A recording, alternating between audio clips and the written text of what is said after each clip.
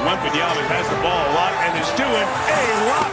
Wembanyama got 16 of their 24. Wemby's back. High archer is good. Took it and made it. Wow. You make me feel 18-point hole they have dug out of. Oh, 2 feet for the dunk. 7 straight for the Spurs.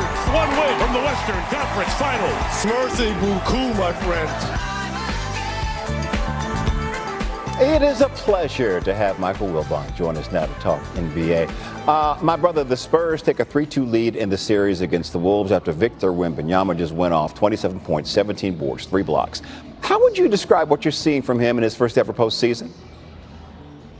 Wow. Well, first let me say, Jay and Hannah, it's great to be with you guys. It's great to see you both. Wembanyama got back on the maturity track last night. He's a mature young man from everything we've seen except that elbow a couple of games ago. And so he responded in the way you'd want to see your franchise player, the face of the league player, respond, with his actions and with maturity. And he got back out there and, they were trying to get under his skin. The Timberwolves did a lot to try to get under his skin, constantly chirping in his face. He paid no attention to it.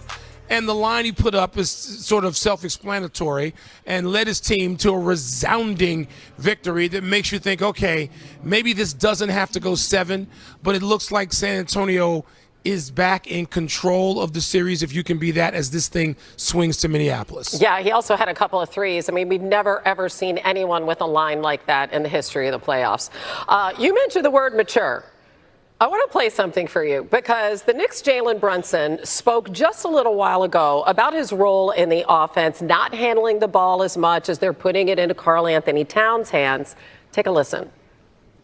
Some stars might push back. They're used to having the ball in their hands and might take it as maybe a slight, but it doesn't sound like you did. Why was that something that you were so happily to go on? 1, I'm not a star. 2, I want to win. Why don't you think you're a star? She said one question. So good. I'm not a star, and I want to win. Wilby, what do you think about what he had to say there? That's who Jalen Brunson is. If there's a secret sauce to his career, that's what it is. His attitude and his feeling always that he's got to get better to reach stardom, which people would say, well, he's already there. He doesn't feel that way. I followed Jalen Brunson here in our hometown of Chicago since he was in high school. And, his dad was an assistant coach for the Bulls. And his whole life was about work and getting better and adding this and adding that. And that's what he did. I mean, he was a second-round draft pick. The name of his foundation refers to that. I think it's second round, if I'm not mistaken. And that's what Jalen Brunson, that's the chip on his shoulder. Every day that he comes to the gym, people think I'm not good enough. I'm not drafted high enough. Dallas gets rid of me. They don't think I'm good enough. The Knicks initially didn't pay him enough. That's who he is. That's the secret to his success. So it doesn't, any other answer than that or something in that vein would have surprised me, and he doesn't take himself too seriously. And how lucky are the New York Knicks to have that guy with that attitude playing in New York, where everybody wants to be a star and presumes that he's a star. And Jalen Brunson says, no, I got a long way to go. And how lucky are the New York Knicks to have that? Yeah, and understanding that what they're doing now with Cat is to his benefit, the benefit of the team, and getting them closer to that long sought-after ring. Yeah, you said it. I want to win. Yeah. So, let's stay in the East because there was news out of Philly. The Sixers moving on from Daryl Morey. There were high hopes when he got there. How do you assess his time in Philly? All right, let me declare a bias first off. As I sit near Chris Collins, the head basketball coach at Northwestern and a dear friend. So is Daryl Morey, a Northwestern alum and a dear friend, and I have that bias working in any answer, so let me be out front about that. Look, when you have the disappointment that Philly's had, that the 76ers have had, somebody's going to be held responsible for that. And I texted Daryl this morning just to say, I know you were going to take this shot. And he had to know that. And I would not have gotten rid of Nick Nurse as the head coach, who's wearing a championship ring. Daryl Morey did not draft initially Joel Embiid, who missed 2 seasons before he ever played in the league. So people can lay all of this at the feet of Daryl Morey if they want. I'm not laying all of it at the feet But to extend him with that big a contract, Paul George and Embiid, and now you've got this situation. You've got two young, dynamic, talented, energetic guards you can go with. But are the Sixers like ahead in the conversation of the Knicks? Of course not. Of Detroit? Of course not. Of Cleveland? No. Maybe not even of Orlando, depending on sort of how they track over the next season or so. So they're still back in the pack in the East with this enormous payroll. And yes, the person who's in charge of that is going to be held responsible. And yes, that is fair. And if Daryl was sitting with us, I think he would tell you it's fair. Does it mean that firing Daryl Morey is now going to solve everything that the 76ers have going on? Is it going to clear up that contract that Embiid has when he's playing in the 50s in terms of games? No. Bob Myers, who's also a friend, and we've worked with him, familiar with this network and the architect of those championship teams at Golden State. Is Bob going to be able to sort of just whisper in somebody's ear and clear all that up? No. The 76ers have got issues, but they got two young, dynamic players to start with. Some franchises don't have that, but they're back in the pack in the East. And Daryl Morey is going to have other doors open to him. His track record and his talent says that he will. Can we please retire the phrase "the process"? Though I just never want to hear that again. It's just please. I just can't. I didn't like it initially. Exactly. They tried to transfer that to Washington for the Wizards' 7-year build, and that was to me like, no, the process is retired. Hannah, you are right about that. All right, that is Michael Wilbon. We love you. My guy. Bye. Have fun in Chi-Town. Thank you both. 5 tonight. We're tied at 2. Cavs and Pistons. ESPN is the place to be this evening. And also right now with NBA reporter Jamal Collier joining us. Jamal, the Pistons hoping to turn things around after losing 2 straight games in this series. Big part of that is Jalen Duren. The All-Star hasn't scored more than 15 points in any playoff game. What's the team saying about getting him back on track? Well, Jay, they're not going to give up on Jalen Duren. And that was J.B. Bickerstaff's message after the game the other night. He was asked sort of why he went back to Duren in the fourth quarter while he was struggling. And he was like, look, it's about instilling confidence in guys. We know we're going to need Duren for the rest of this series. And he doesn't want to just go away from him because he's struggling. Points have been the big focus, but he wants Duren making the smart play, the right read on offense, being more ready, like instead of that play as well. And the Pistons have had some spacing issues these past few games. You know, Cade Cunningham's turnovers have really been up, and a part of that leads to the fact a guy like Jalen Duren not being effective within their offense. And Duren knows he's got to be better. He took ownership, saying he's his biggest critic, and he knows that he has to be more aggressive going forward for the rest of this series. Game 5 tonight. Jamal Collier with the latest. Thank you, my friend. And of course, where better to begin than with the Spurs coming back home, winning the all-important Game 5 to take a 3-2 edge over the Wolves. Victor Wembanyama making up for lost time after that ejection in Game 4. He has 27 points, 17 rebounds, 5 dimes in Game 5. Third youngest player in NBA history with that kind of line. Only Luka Doncic and Magic Johnson have done that at a younger age. And then you throw in a couple of three-pointers.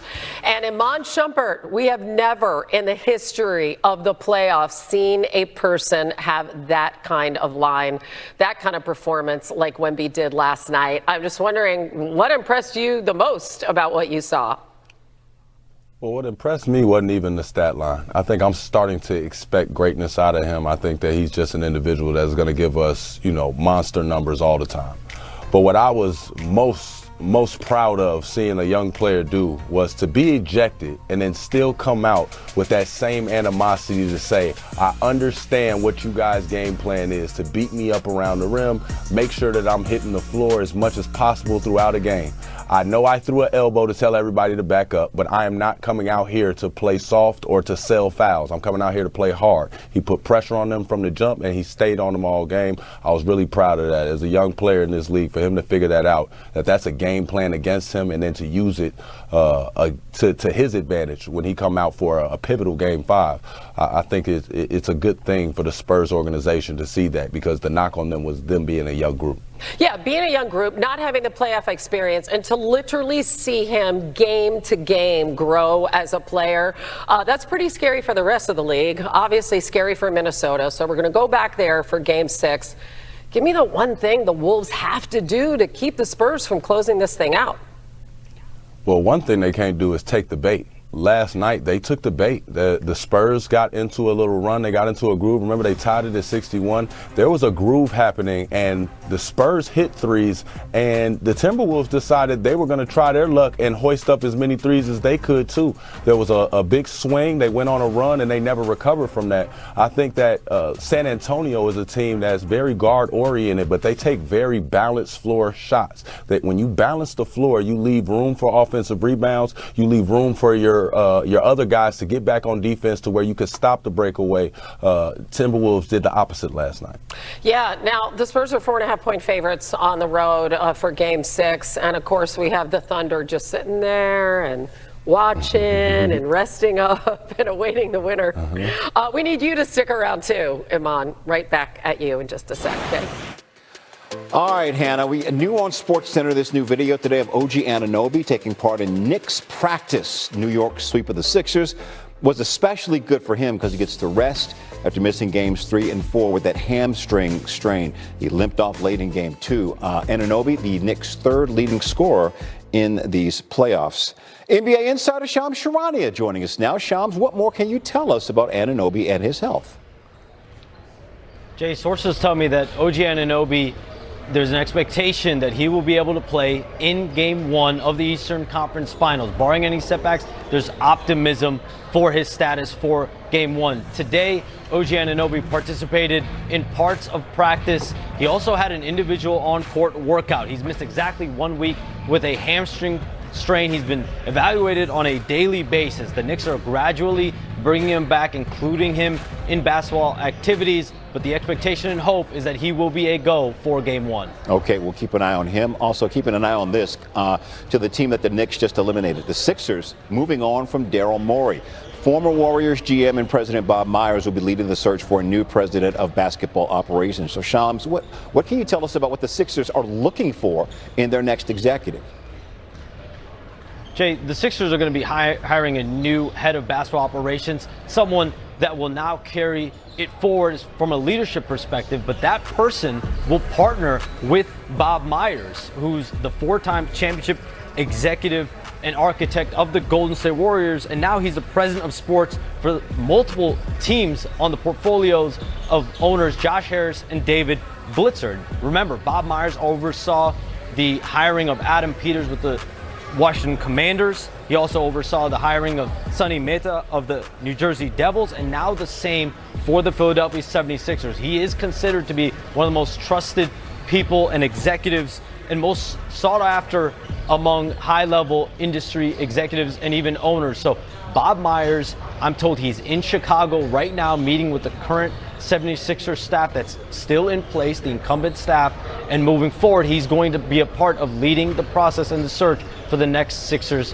head executive. All right, Shams Charania with the latest. Thank you, my friend. Appreciate you.